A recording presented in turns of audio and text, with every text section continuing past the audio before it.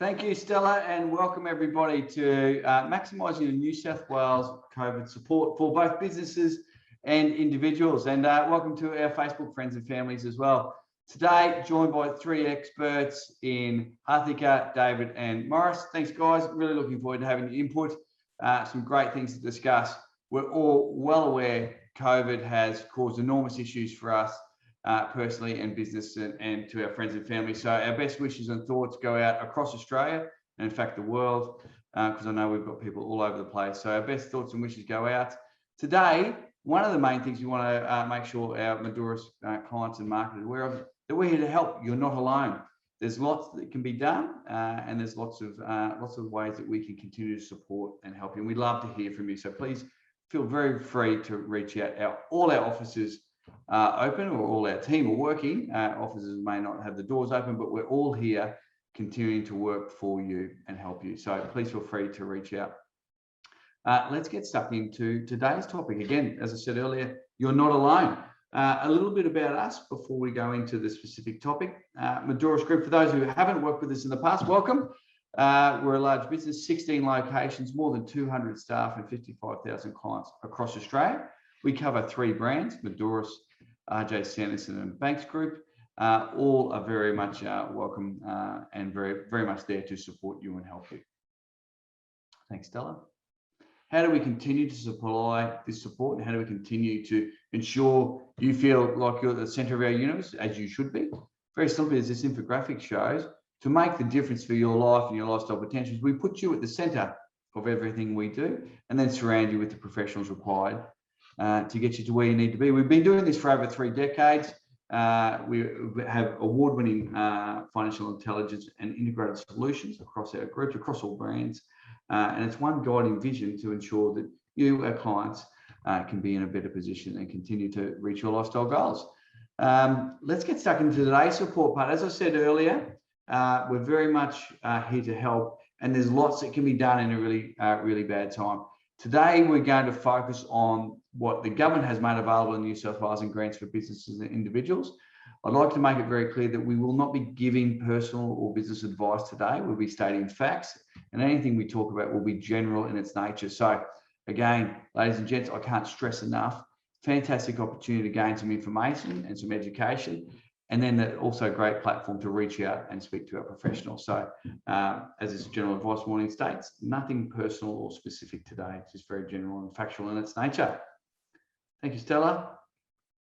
Okay, thank you. These are beautiful shots to introducing our experts, Harthika, David and Morris. Welcome, ladies and gents. Lovely to see you all here. We've had some really good catch-ups talking about how our businesses are succeeding, our clients' businesses are succeeding, those things that we can look out for. And as I said today, about the grants available, there's actually opportunities out there for the people to take advantage of.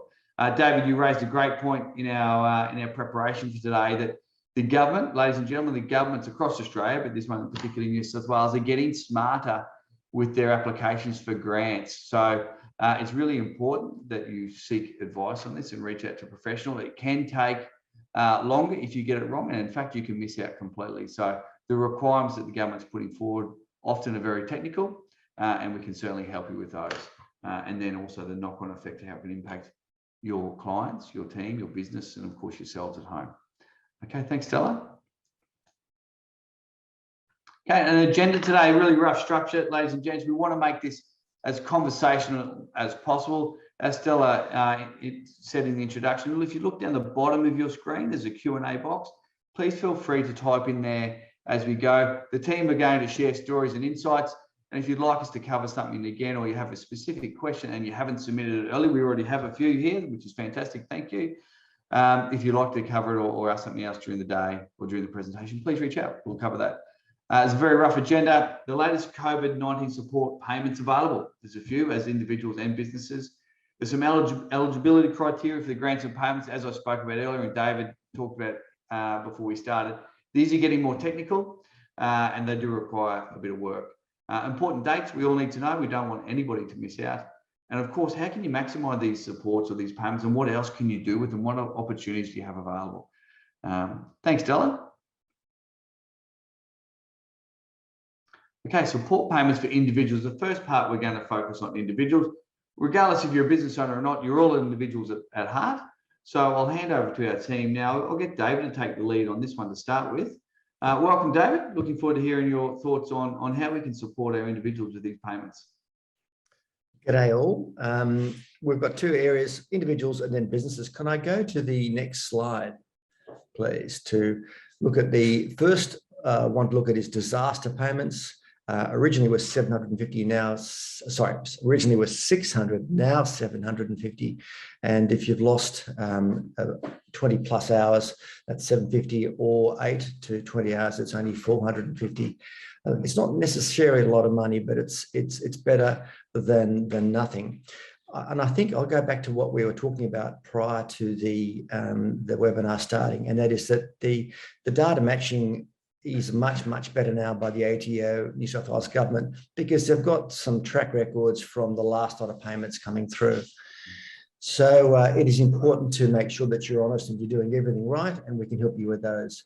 But in order to get the disaster repayment, you've got to have lost work due to the lockdown, and then it'll start on the lockdown, and the claims can be made from day 8. Can I ask Harthika or Morris if you've got any comments and experiences on those, please? Yes, so to claim this payment, you'll have to link your Centrelink to your MyGov account.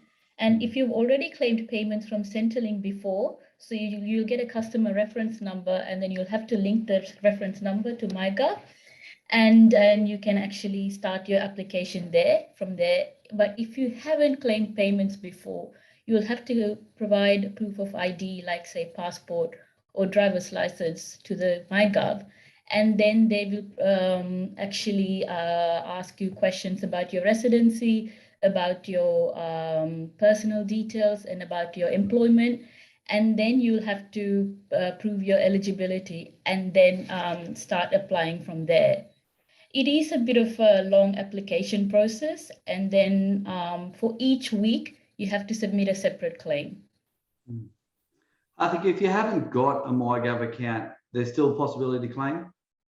Yes, but it's done through MyGov. So most people do have MyGov accounts, and then or you talk to your accountant, and then they'll be able to help you. Yeah, fantastic. I think the MyGov account is important these days, and I might ask Morris to comment on a side issue, and that is don't necessarily link your MyGov with your ATO, because that way all the data goes to you and not to us, and that can be a big problem, can't it, Morris? Yes, that's created lots of problems for us, where correspondence goes straight to the client. They don't even think to look on MyGov. We don't receive it, and then things start to fall through the cracks. So yep. You're better off not doing that. Yeah, but I think we should get used to the MyGov, because MyGov Medicare, you're going to need it for your vaccination passports in due course. So you might as well have a looky-see and get familiar with it. Yeah, and how they get everyone's happy for clients to reach out to you guys at Modoras? Yes, we're happy for clients to reach out, and then we can help them through. I did an application for a client who was not born here. And then there were questions like, when did you arrive to Australia? When did you become an Australian resident? When did you become a citizen? What's your Australian passport number? So there are a lot of personal questions that MyGov Centrelink will ask to prove your identity before we can apply for the claim. Fantastic. Very good point. Very good point. Yeah. One last thing on those ones is, I think you've got to get in fairly quickly to make your claim, because unlike some other grants, they don't backdate all the way to the start. Yes. So there's cut-off dates for each week that you can claim. There's a cut-off date that where it drops off. So the sooner you look at it, the better off you'll be. Yes. Again, any questions, give us a call. Yeah, good point. Okay, next slide, please, Stella. Now, the pandemic leave one is a new one, and I haven't done any of these at this stage. I don't know whether you have, Morris or Harthik, but I haven't looked at any of these. No, but it's go on. They're just for people that have been forced to go into lockdown because they've either tested positive to COVID, or they're associated with somebody that have had to go into quarantine for 14 days. So you just get a one-off payment to cover that. So to be honest, I don't know anybody who's had to do that. Yes, but I hear that this is one of the easiest payment to claim. You just have to ring Centrelink and provide documents such as your residential address, proof of your employment, such as payslips, and then proof of a positive test results of COVID-19. So then you can easily claim this payment, but I Or don't an know anybody isolation who's order. claimed this either. Yeah, or an isolation order. Yes, Get a direct yes, contact. yes, Yeah. We've got a couple of people in Melbourne. New South Wales has been in lockdown, but we've done these and there's people in Victoria claiming this now that haven't got a COVID positive, but however have been directed to isolate because they were a close contact. And remember, you mustn't be receiving any other support payments from Centrelink or what have you in order to get this one. So it's a good one to reach out for if you're eligible, or even to find out if you're eligible. Next slide, please. Okay, we'll move on to businesses now. This is probably going to be a wider part of the people online today. But remember, you're individuals as well, and you've got individuals working for you. So it's great to go over the individual process too. Let's move on to the next slide, please, Stella. Okay, business grants. This is a good one. This has multiple opportunities and multiple impacts. Did you want to take the lead on this one, David? Sure, this is good. $15,000 can be a lot of money, but it's not necessarily if businesses are really going south fast. But it's important. Can you talk us through the Harthick or Morris through the eligibility criteria, please? Because it's recently changed.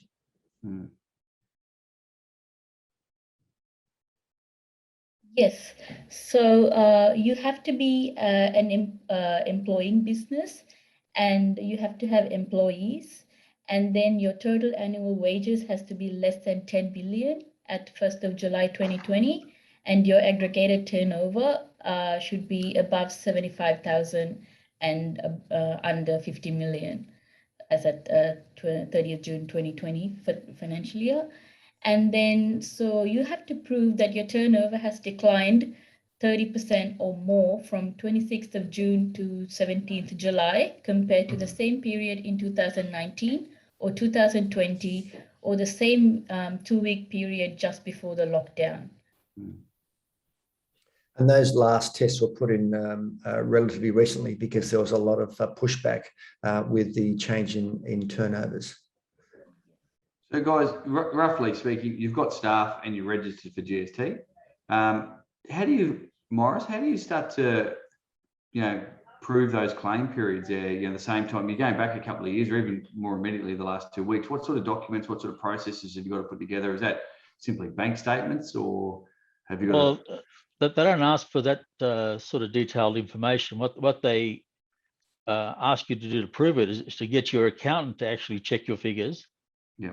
And provide you with a letter, which basically says that they've had a look at the figures that you've provided them, and they calculate the percentage decline in turnover, and you submit that letter with the application to prove your claim. Great. So reach out to the Modoras team, ladies and gents, if you feel that you're eligible, or you feel that you've seen a drop, a downturn. Sometimes it's not necessarily easily seen, that downturn either, so your accountants will have that data for you. Applications open 19 July and closed 13 September, so there is a closing period. Now, Harthick, we spoke about this grant earlier. Correct me if I'm wrong, but that $15,000 can also be used to seek advice. Is that correct? Yes. So the $15,000 can be used to pay your wages and salaries, seek advice or any legal bills, or pay any more interest on loan repayments, or pay your utility bills for business. So it can be used for business running costs. Yes. Yeah, great. And that's part of the work that the accountants will do in providing that test period, or the proof period, sorry, is also how we can best utilise that income stream. Yes. Yeah, great. I think So I think this is a very important one. You're right, Paul, and Harthy very much. You're right. This is a very important one because if you're not looking after your business, if you fail to plan, you can plan to fail. So things are bad at the moment with a lot of businesses, but this gives you the opportunity to sit back and have a funded by the government conversation to put some really growth areas in place. What's the business going to look at when we are out of lockdown and things recover? What areas can we move into? How can we change and morph our business? It's really important to talk to us about that because we look at businesses across different areas, different industries, and we can bring some of the learnings from those to your business and your area. So it's not just to say, well, everybody's a chemist, so we just specialize in chemists. It's not. Ideas, if ever there was a time to have cross-pollination of ideas, it is now. And we're happy to keep you motivated, keep you enthused, because it's a very difficult time. We find a lot of clients are a bit like rabbits in the headlights, they're scared and they just don't know what to do. So we can help unfreeze you, we can help you open up, and we can give you some ideas. Yeah, great point, the unfreezing, but we've all seen business owners sit still when they and missed opportunities. So this is a great chance to get some money, seek professional advice, get some information, education, make some decisions based off fact, and possibly even make some improvements that you hadn't planned for.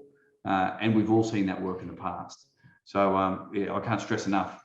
Put your hands up for this one, ladies and gents, and speak to the team online today, the Modoras team. Oh, Fantastic. I would like to share a client story about a client who's got this grant. Yeah. I got a client who runs an Airbnb business in south coast of Sydney, and then they were affected by the Greater Sydney lockdown because no families were visiting there. And then he wasn't sure if he was able to get the grant because he's not in Greater Sydney. But then he was still paying for his wages and paying for his utility bills, but he was not getting any income.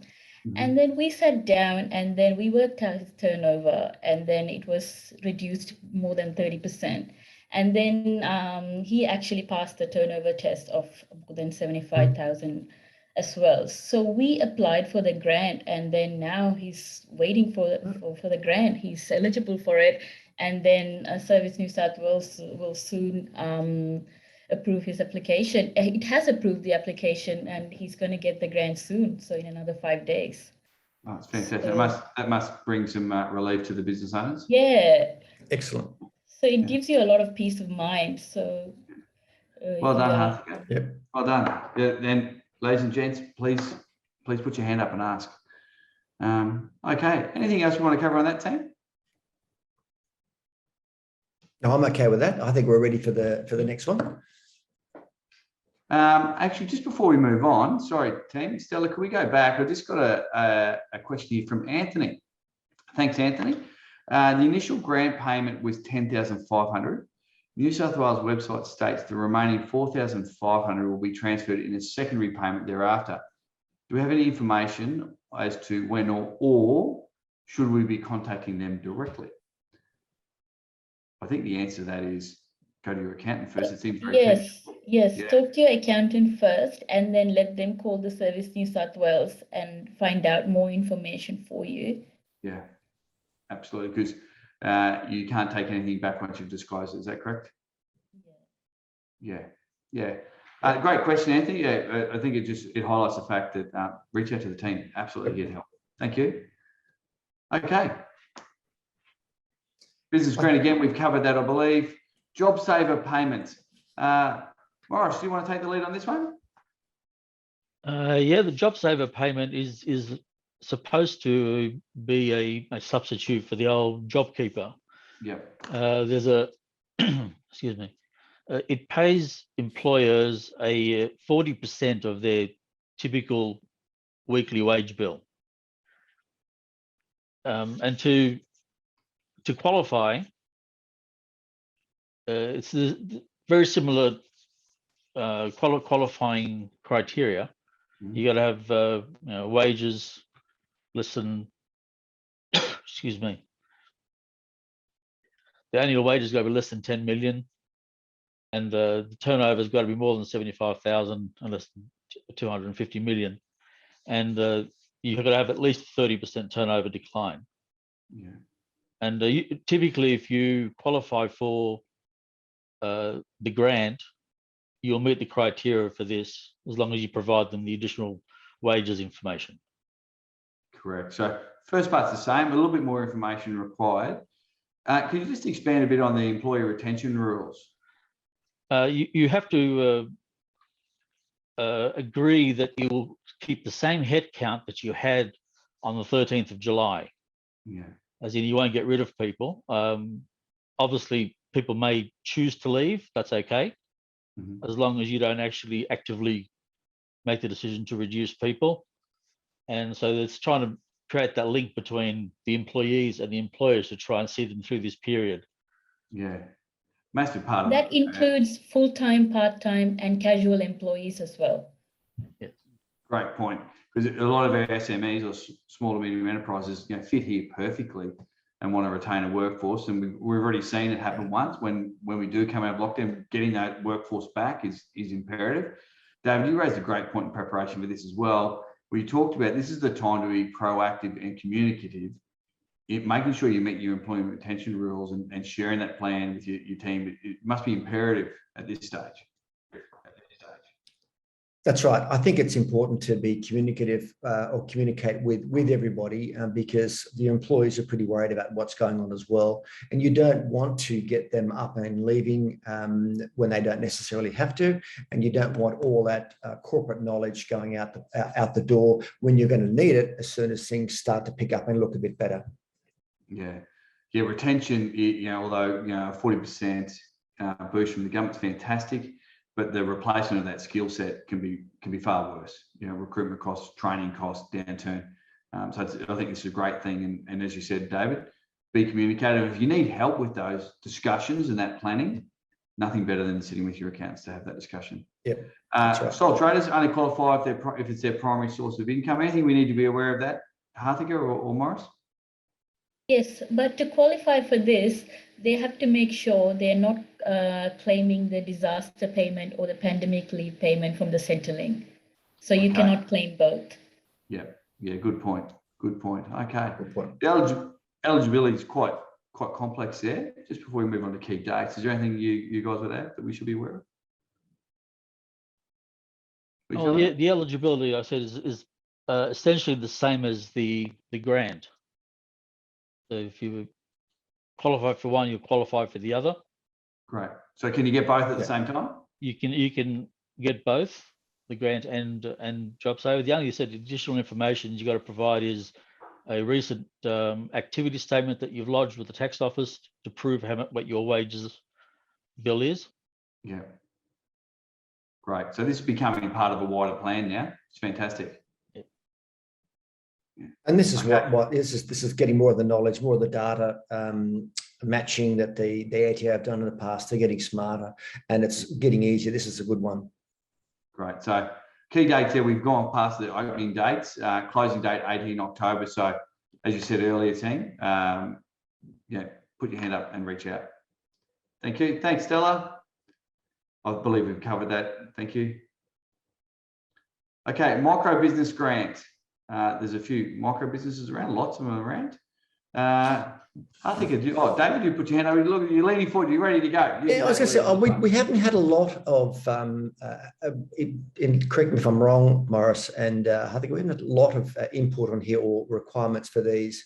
Again, this comes out a bit where you had people who were self-employed and had difficulty trying to get the previous government grants.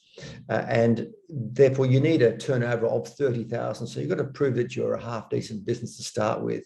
You may remember there was a lot of negativity around the original JobKeeper for self-employed. Do you want to make a comment, Morris or Harthika? You notice that this pays you $1,500 a fortnight, which is the same as the disaster payment. And people that are eligible for this can also claim the disaster payment. And a lot of them have gone and done that because you're able to get that back from early in July, whereas the grant only just opened later in July for you to apply. So rather than wait a month to get some money, most people have gone and applied for the disaster payment instead. Yes. And it's the same amount as well. That's $750 a week, and this is $1,500 a fortnight. So it's the same amount. Okay. Thank you. And remember, it's got to be a primary source of income. Yeah. Okay. Thanks, guys. Anything else to add before we move on? No? The eligibility criteria is very similar to the COVID-19 business grant as well. It's just the turnover is lower. Yeah, correct. Yeah. So again, they're looking after the spectrum of SMEs and the micro business as well, which I'm sure we have plenty in our team, plenty in our market. So yeah. Okay. Don't be scared to pick up the phone, micro businesses. Okay, payroll tax relief. I know lots of businesses like anything that helps with payroll tax. Normally a bit bigger business, but certainly nice to see a bit of help here for those types of business as well. David, do you want to take the lead on this one? I'll do a flick pass down to Morris because he's done a lot more work on this than I've done. Great, great. I like the 25% tax waiver before we start. Yeah. Yeah, well, unlike last year, they provided this 25% tax waiver as well, but it was provided across the board last year. Yeah. Whereas this year, you actually have to prove you've had a 30% decline in turnover in order to qualify for the waiver. Yeah. They haven't yet provided details as to how that's going to be assessed. Mm-hmm. Apparently, that'll be available by the end of August. Okay. So more to come on that. Yes. Keep in touch. Yeah. Okay. Deferrals until end of October and interest-free repayment plans. Anything we need to be aware of on those? No, you've got the option to, if you're able to, you've got the option to keep paying as normal. Yeah. I've come across a couple of businesses where said, "Oh, I'd rather just pay it rather than have a debt build up that I have to pay on the 7th of October." Yeah. So you've got that option to pay it now. The annual reconciliation for the year has been deferred till 7th of October as well. So provides a little bit of breathing space. Those types of discussions are quite important, aren't they, Morris? You'd be sitting down with your accountant and saying, what else can I do with the cash flow now? Should I be delaying it? Should I look for interest-free? Where else can I use my money? Some cases to survive, some cases to thrive. Absolutely, Kevin. If your business has been severely hit by COVID, if you're in the food industry, for example, some of the cafes and restaurants find it tough. If you can defer the payments until October, when hopefully things have opened up a bit, that could be the difference between staying afloat or closing your doors. Yeah, absolutely. Yes. It's certainly worth having a wider discussion. Well, let's hope we're out by October. Yeah. There's a lot going on there. Priscilla's just asked a question: is the turnover change based on cash or accrual business team? That's a good question. It is. It actually depends. Yeah, sorry. Go on, Arthur. You go, Arthur. Okay, it actually depends on what basis do you use for BAS. So if you're doing your BAS statement on cash basis, then your turnover is calculated on cash basis as well. But if you're doing your BAS on accrual basis, then your turnover is calculated on the accrual basis. Okay, fantastic. Thank you. Priscilla also asked, I think while I've got you there, is the grant and the JobSaver payment subject to income tax? I don't think it's subject to income tax. No. Actually, in fact, I think only a couple of days ago there was some legislation passed at the federal level to exempt all these from income tax. Oh, fantastic! Across the board, yeah. Okay, thanks, guys. Great question, Priscilla. Thank you. Or great two questions. Okay, eligibility to apply for the deferral. Business with an annual payroll of 1.2 to 10 can apply for the tax waiver. Turnover declined by 30%, and payroll tax customers that defer the payments are eligible for an interest-free payment plan. Again, pretty clear with those structures, but the decline and what to do with the payment plan or the interest and how to manage your cash flow is a really important discussion that can bring opportunities. Absolutely. Yeah. Okay. Any insights here, team? Do they, when a client that meets this criteria wants to come and speak to the Modoras team, how do they prepare? What should they be thinking about? I think you should be looking at their cash flow because, as Morris put it, you just don't want to be. If you can pay it. and you to hope and against hope that everything's going to be okay by the 7th of October is a bit of a big call with your cash flow. So it's a matter of having the best idea you possibly can. I know the crystal ball is very foggy at the moment, but the best idea you possibly can of what your cash flow is and what your significant customer base are doing. Yeah, absolutely. And lodged by the 7th of October, so coming relatively fast, but I like this goes for 12 months, so you can have a wider look. So the discussion is really a wider discussion. Okay, any additional information there, team? No? Okay, thanks, Stella. Land tax relief. No one really likes paying land tax. Up to 100% tax relief on land tax liability for landlords, equal to rent restrictions granted and to the financially challenged tenants. David, you had some good discussion points around land tax relief and tenants and landlords. Yeah, I was going to mention it at payroll tax, but now it's I mentioned land tax. I always get intrigued with payroll tax and land tax. I think they were originally temporary taxes introduced, and they've never gone anywhere else. And it's always intrigued me that you'll pay land tax on a block of land, but you won't pay land tax on a block. You won't pay tax on a block of shares. So I don't know. I think this is going to be something that's going to be looked at over the when rejigging all the revenue base. Anyway, that's a bit of my trivia. This is a good one to have. Pardon? A wider discussion. Yeah. I just fancy taxing people to employ people. You go, really? Is that? Anyway, let's not go there.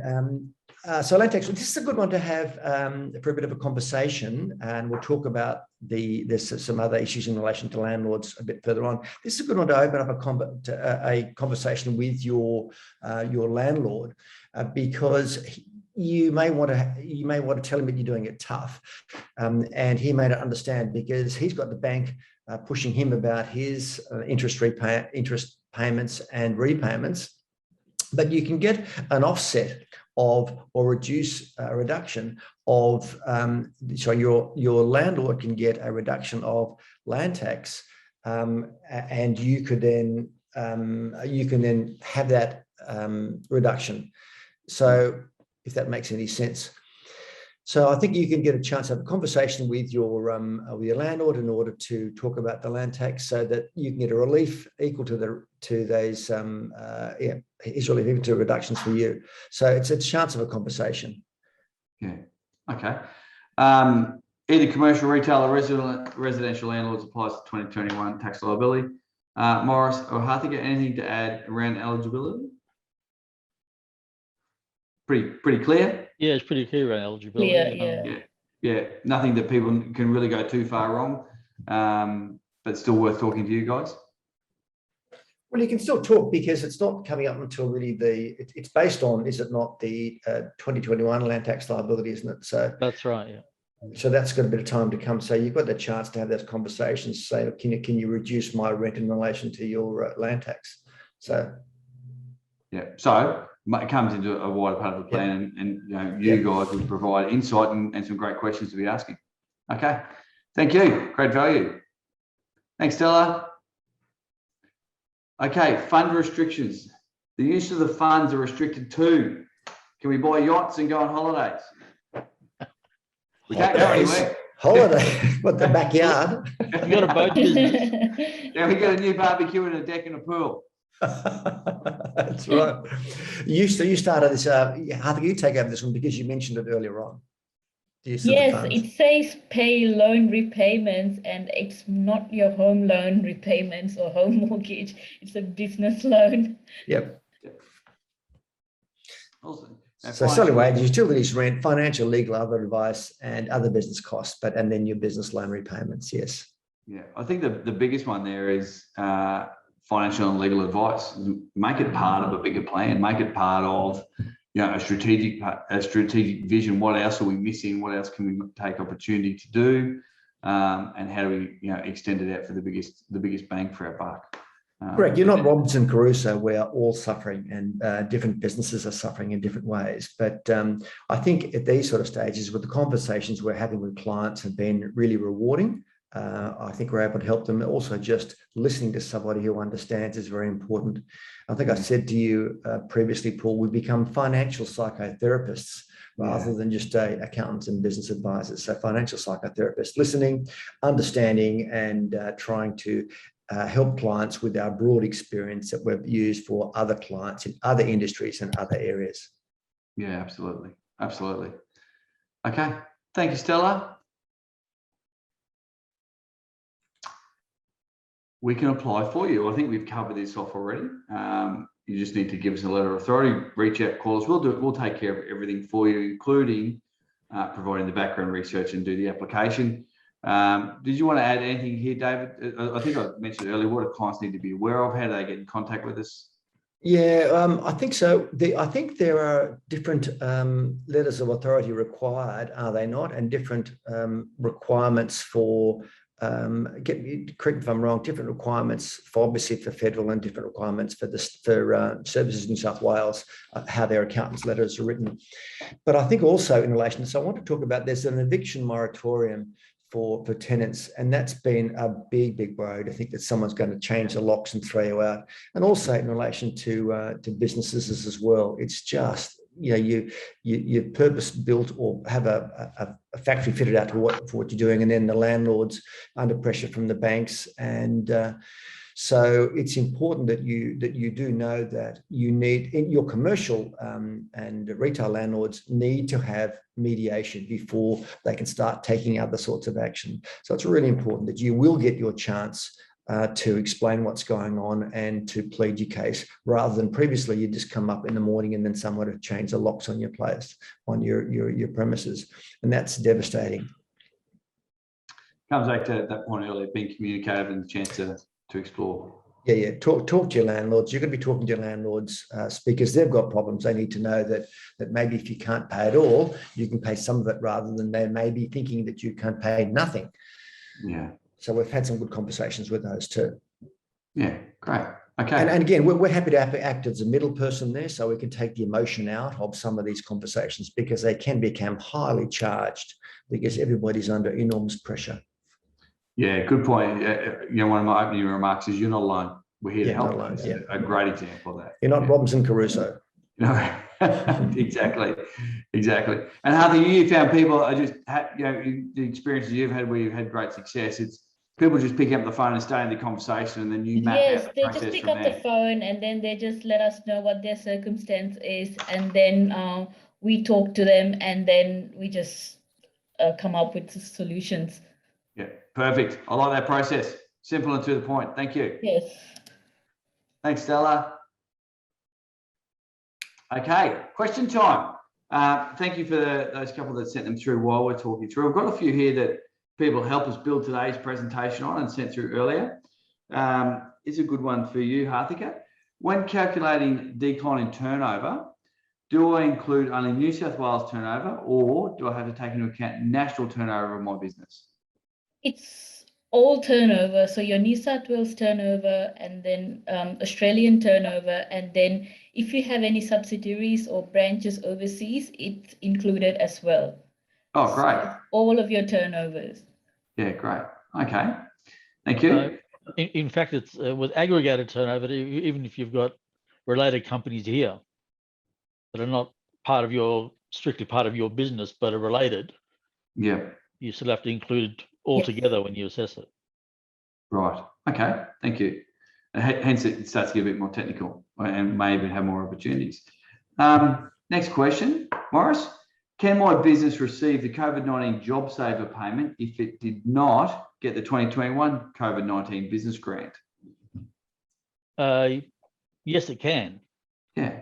Although if you qualify for one of them, you've qualified for the other. So if you didn't get it, you may have missed an opportunity, but you still can qualify as long as you meet that criteria.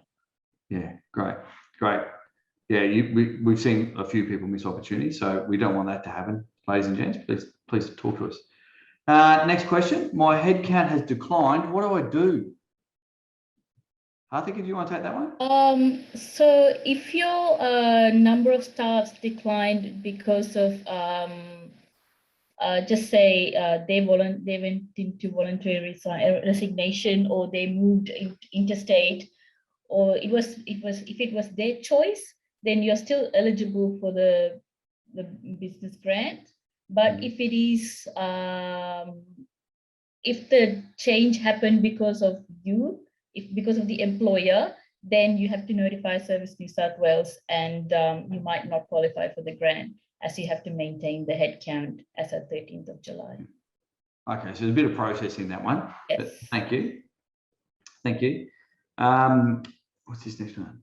I don't have a 2019 comparison period. Can I still get help? I think we covered this during the presentation. Yes. Yeah, we did. I think it was initially they kept saying that it was 2019 only was the only reference period, but they've since added 2020 or the 2 weeks before the lockdown.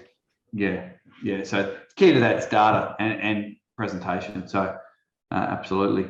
And last one, ladies and gents, if there's any more, please add.